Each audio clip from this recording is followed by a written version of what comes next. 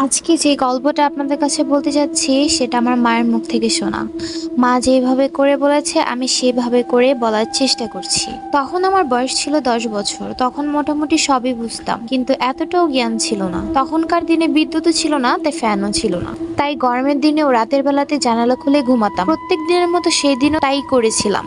আর হ্যাঁ, তখন ছিল আমের দিন, আর আমের দিন মানে আমাদের কাছে ছিল একটি আনন্দময় সময়। ছোটরা সবাই মিলে আম কুড়াতে যেতাম আর বলতাম যে যত বেশি আম কুড়াতে পারবে সেই আজকে জিতবে। তো এই লোভে আমি একদিন ভাবলাম যে মার সাথে আম কুড়াতে যাব।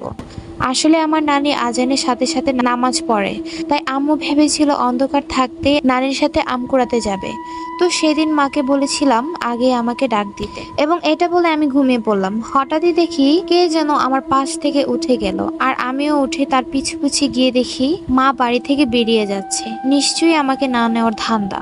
আমি এটা ভেবে মার পিছু নিলাম এবং মাকে অনেকবার ডাকলাম। মা হাতের ইশারায় আমাকে তার সাথে সাথে যেতে বলল। আমি তার পিছু পিছু যেতে থাকলাম আর আম কুড়াতে থাকলাম। সেদিন ছিল চাঁদনির রাত। কেমন যেন অদ্ভুত পরিবেশ, বেশ গা ছমছমে পরিবেশটা ছিল। কেন জানি মা একটু বেশি আম পাচ্ছে। সেদিক দিয়ে ধরতে গেলে তো আমি তো এক ভাগই পাচ্ছিলাম না। হঠাৎ খেয়াল করলাম মা তো আমার